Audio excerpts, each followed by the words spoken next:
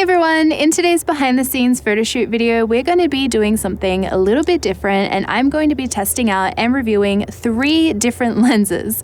So today I have a trio of wide angle lenses from Tamron. I have the Tamron 20mm 2.8, the 24mm 2.8, which I don't have enough hands to hold, and the 35mm 2.8, which as you guys know is my favorite focal length. So these 3 lenses complement each other so well. These would be perfect to do vlogging on, or landscape photography, or travel photography, or street photography, as they're all quite wide angle lenses. In terms of the shape and size, they're all pretty much identical to each other as well. Today we have Serena as our model, so we're going to be doing an on-location portrait photo shoot with these 3 lenses. We're going to be taking some fun, creative photos, but then we are also going to do some comparisons with each of the lenses so we can see the difference in focal length, bokeh, focus accuracy, focus speeds, and things like that. So I really hope you guys enjoy watching today's video. We're gonna go start shooting. I guess we can just start like here in the middle of the fields is really nice there. And I think I'm gonna start with like a full body shot.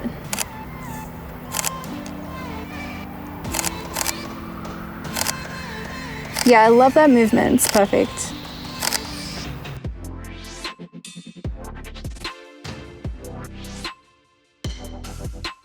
And then I'm going to get a little bit closer up, kind of like a mid-length portrait here.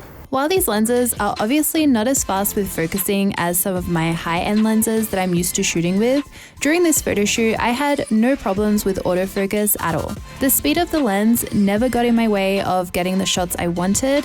The IAF was locked on and tracked Serena's eyes the entire time we were shooting. And did you want to do one, maybe if you put like your hands in your back pockets, maybe a bit off to the side? The only lens I felt like was struggling to focus a little more than the rest was the 20mm in the fuller body sitting down shots, as it was quite a busy frame and Serena's face filled the frame a lot less than the other focal lengths. Amazing! That looks so good.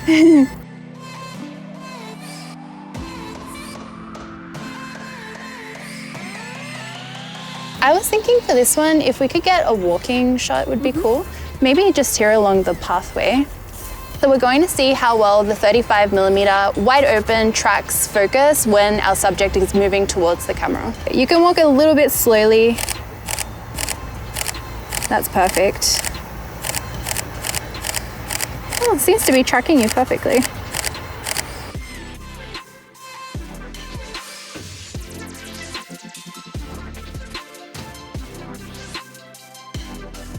I want to get a close-up shot as well.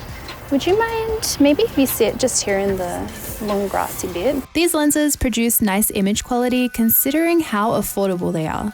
As you guys can see from the 100% unedited crops, the portraits I've been getting are really nice and sharp, and you can see lots of details on Serena's face.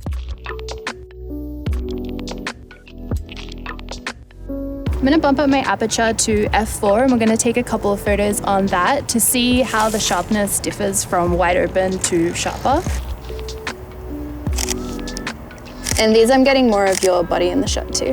The color and light rendition look super great straight out of the camera as well. I really love how the unedited photos look and they were really easy to work with in Lightroom.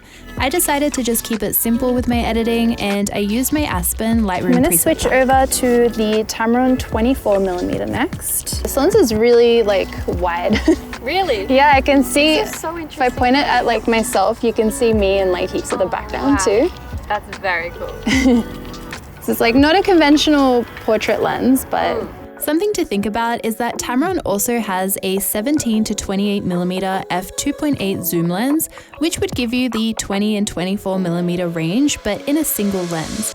I haven't used that lens yet, but would love to make a review video about it when I do. However, having a prime lens is always such a nice option for photography due to their quality and the different style of working on primes versus zooms. On the other hand, this 20 and 24mm would really come in handy if you have the Tamron 28 to 75mm 2.8 and you want a matching small and lightweight lens to fill in the wider end. They're really kind of like bold looking poses, they're so nice. Yeah, so So now we'll do the test walking shot, the movement shot on the 24. Well, we'll wait till the bike goes away. His shirt is really bright.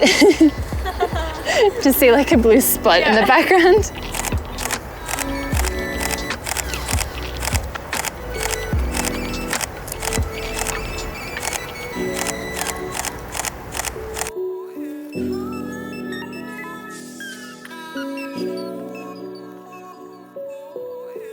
Where did the sun go?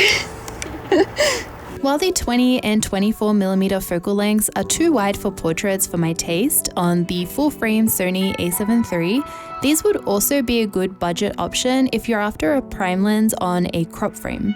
So for example, if you were using the Sony a6400, which has a crop factor of 1.5, the 20mm would have a field of view of 30mm, the 24 would have a field of view of 36mm, and the 35 would have a field of view of roughly 52mm.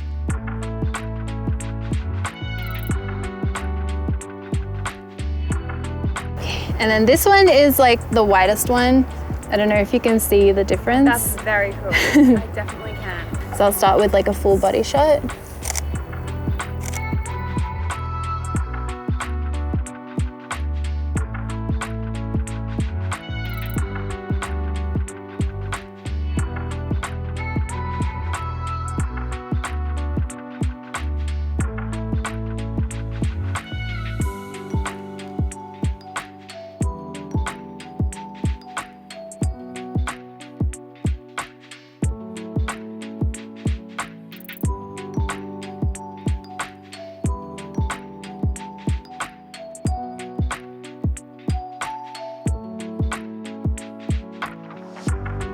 Whoa, I have to be so close to you to get like you in the frame.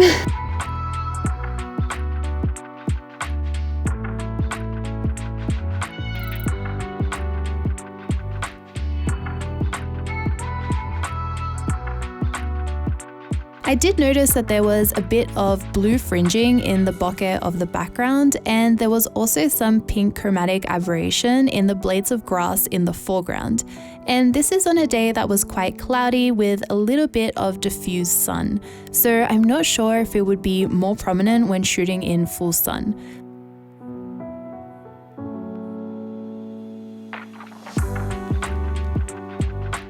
And then I'm going to bump up the aperture, the 20mm to f4 again, and we'll get a few more portraits here sitting down.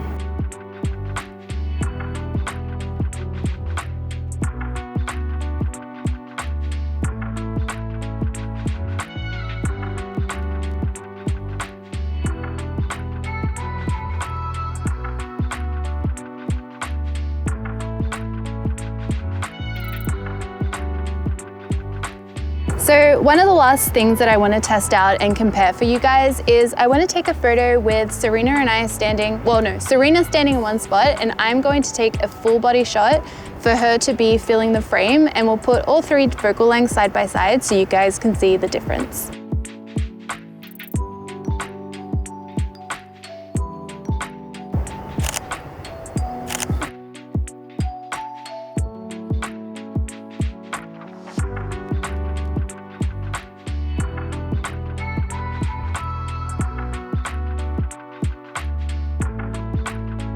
And then the final test that we're going to do is I have Serena standing here in front of this tree, which I think will produce some good bokeh in the shot. And I'm going to take a photo again with each of the focal lengths wide open at f2.8 so we can compare what the bokeh looks like in each photo.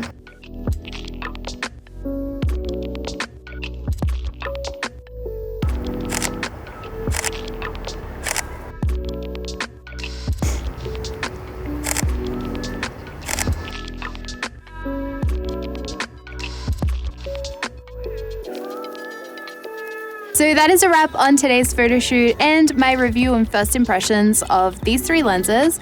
I would love to know what you guys think of these lenses down in the comments, and which one was your favorite as well, which photos you like the most out of the lenses. For me, it's probably the 35, but it's probably a little bit biased because I love the 35mm focal length. But as always, thank you guys so much for watching my videos. I make new videos every single week, so I will see you all next time. Bye.